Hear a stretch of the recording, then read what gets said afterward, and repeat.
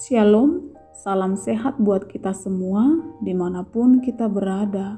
Marilah tetap menjaga kesehatan dan mematuhi protokol kesehatan agar kita tetap dalam keadaan sehat. Kita berdoa. Allah Bapa yang kami sembah di dalam nama anak-Mu Tuhan Yesus Kristus. Kami bersyukur atas kebaikan-Mu yang masih memberikan kami kesempatan hingga hari ini untuk dapat mendengarkan firman-Mu. Tuhan, kami telah membuka hati kami, ajarlah kami memahaminya, agar setiap firman yang kami dengarkan dapat kami pahami. Dalam Kristus Yesus kami berdoa dan mengucap syukur. Amin.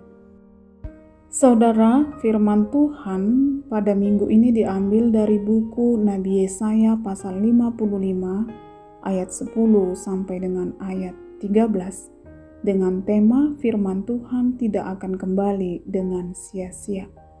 Dengarkanlah firman Tuhan.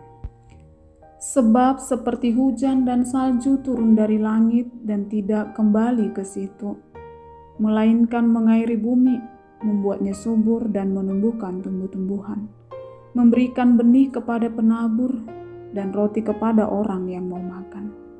Demikianlah firman-Ku yang keluar dari mulutku. Ia tidak akan kembali kepadaku dengan sia-sia, tetapi ia akan melaksanakan apa yang kukehendaki dan akan berhasil dalam apa yang kusuruhkan kepadanya. Sungguh kamu akan berangkat dengan sukacita dan akan dihantarkan dengan damai. Gunung-gunung serta bukit-bukit akan bergembira dan bersorak-sorai di depanmu, dan segala pohon-pohonan di padang akan bertepuk tangan.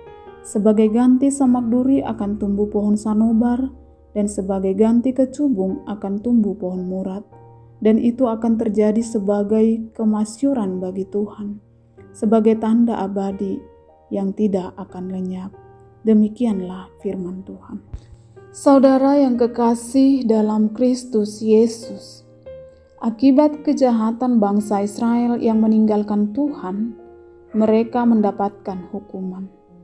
Mari kita baca dalam Yesaya 1 ayat 2-4 bagaimana Tuhan mengekspresikan kemarahannya lewat Nabi Yesaya. Nabi Yesaya menyampaikan kata-kata Allah dengan mengatakan, "Dengarlah hai langit dan perhatikanlah hai bumi. Aku membesarkan anak-anak dan mengasuhnya, tetapi mereka memberontak terhadap aku. Lembu mengenal pemiliknya, tetapi Israel tidak. Keledai mengenal palungan yang disediakan tuannya, tetapi umatku tidak memahaminya.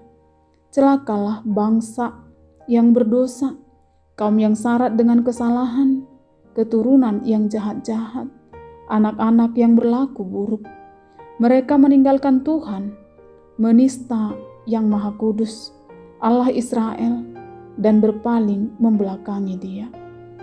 Allah memperlihatkan bahwa bangsa Israel adalah anak yang durhaka, seperti maling kundang yang lupa akan orang tuanya saat masa kejayaannya. Kemarahan Tuhan telah membuat mereka menderita hingga berlutut tak berdaya meski masih bernapas. Keangkuhan, keegoisan, kejahatan mereka tidak dapat menyelamatkan mereka. Malah semua itu membuat mereka binasa. Semua yang mereka banggakan hanya bersifat sementara karena kedatangannya bukan dari Allah, tetapi dari dunia ini. Semua yang mereka lakukan adalah sikap menantang Allah. Mereka lupa bahwa mereka ada di bawah kuasa Allah, yang semuanya harus seturut aturan yang telah ditetapkan. Allah dalam kemarahannya adalah Allah yang mendidik agar bangsa ini mengetahui akibat dosa yang mereka lakukan. Mereka bukan dari dunia ini, mereka adalah milik Allah. Mereka tidak memiliki otoritas atas dirinya untuk berbuat kejahatan di mata Allah. Oleh karena itu mereka harus berbalik kepada Allah, Sang Pemberi hidup.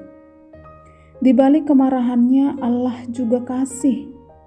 Kasih Allah bagaikan kasih seorang ibu. Karena hatinya sangat lembut, selalu memaafkan ketika anaknya berulah. Allah tidak menginginkan anak-anaknya musnah, sebab kasih setia yang teguh yang telah dijanjikan Allah pada Daud harus terjadi.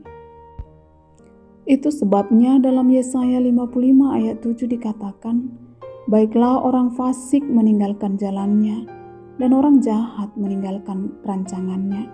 Baiklah ia kembali kepada Tuhan, maka Dia akan mengasihaninya, dan kepada Allah kita, sebab Ia memberi pengampunan dengan limpahnya. Pengampunan yang berlimpah membawa berkat yang berlimpah. Dan inilah janji Tuhan melalui firman-Nya. Apa yang dinyatakan tidak akan pernah sia-sia, selalu berproses dan berbuah baik untuk kebaikan umat Tuhan. Itu sebabnya dikatakan pada ayat 10, firman-Nya seperti hujan dan salju turun dari langit dan tidak kembali ke situ, melainkan mengairi bumi, membuatnya subur dan menumbuhkan tumbuh-tumbuhan, memberikan benih kepada penabur dan roti kepada orang yang mau makan. Kita mengerti bahwa Allah itu berdaulat. Janjinya ialah bahwa firman-Nya akan mencapai apa yang Ia kehendaki, bukan apa yang kita inginkan. Dalam firman-Nya dinyatakan janji berkat. Lihat ayat 13 dikatakan, sebagai ganti semak duri akan tumbuh pohon sanobar, dan sebagai ganti kecubung akan tumbuh pohon murat. Dan itu akan terjadi sebagai kemasyuran bagi Tuhan, sebagai tanda abadi yang tidak akan lenyap. Pembaharuan dari hukum ke dalam berkat hanya diterima oleh mereka yang menerima pengampunan, sehingga hal-hal buruk menjadi hal-hal baru. Pertolongan dan keselamatan menggantikan kesulitan dan malapetaka, kebahagiaan dan kesenangan. Itulah yang akan terjadi dalam kehidupan orang-orang percaya. Saudara, kita adalah umat pilihan Allah. Allah telah menyatakan kasih-Nya kepada kita melalui kehadiran anak-Nya Tuhan Yesus Kristus. Kasih-Nya yang besar tidak membiarkan kita mati dalam dosa. Dosa-dosa kita telah dibebankan pada pundak Yesus, anak yang dikasihi-Nya, agar kita tidak mengalami penderitaan dan kematian. Hubungan kita yang telah rusak dengan Allah kini diperdamaikan dan membawa kita kembali kepada persekutuan dan berkat. Penebusan Allah tidak menginginkan kita menodai kasih-Nya. Allah menginginkan kita setia dan menjauhi dosa-dosa. Namun yang sering terjadi, kita sering melanggar perintah-perintah-Nya. Kita tahu itu dosa. Kita tahu itu menyakiti hati Allah. Tetapi karena kesenangan sesaat, mata iman kita dibutakan. Seakan-akan kita tidak peduli akan hukuman Allah. Saudara, penyesalan selalu datang terlambat. Jika ia datang di awal, itu bukan penyesalan, tetapi sadar, tahu dan paham akibat-akibat yang dia lakukan. Jika pelanggaran telah terjadi, tidak ada yang dapat kita perbuat, hanya menanti belas kasih-Nya saja. Tuhan itu bukan robot yang tidak punya hati. Kalau salah, nanti bisa minta maaf. Berdosa hari ini tidak apa-apa, karena nanti juga diampuni. Tuhan memiliki batas kesabaran. Lihat apa yang terjadi pada bangsa Israel. Allah marah semarah-marahnya akibat kebebalan mereka pada Tuhan. Tuhan membuat mereka dalam perjalanan dari Mesir menuju tanah Kanaan sampai 40 tahun lamanya. Mereka berkeliling-keliling dan tidak sampai akibat dosa-dosanya. Dalam perjalanan ada beberapa generasi yang mati, dan generasi yang sampai ke tanah Kanaan adalah generasi baru. Ini memperlihatkan betapa marahnya Allah. Saudara, mari merenung betapa banyak aturan-aturan Tuhan yang kita langgar. Kita tahu itu dosa, tetapi kita tidak peduli. Kita merampas hak-hak orang kecil. Kita menyenangkan diri dari hak-hak orang lain. Kita menjauh dari Allah, menduakannya. dengan materi dan kuasa-kuasa duniawi. Kita lupa akan siapa kita. Namun nats ini mengatakan kepada kita apa yang telah difirmankan Tuhan akan terjadi dan tidak pernah sia-sia dan kembali kepadanya, tetapi akan melaksanakan apa yang dikehendakinya. Orang berdosa akan mendapat hukuman, dan orang yang kembali kepadanya mendapat pengampunan. Mari bertobat sebelum terlambat, karena tangan Tuhan terbuka menerima pertobatan kita, dan jangan mengulanginya. Dan berkat-Nya akan menaungi hidup kita selama-lamanya. Amin.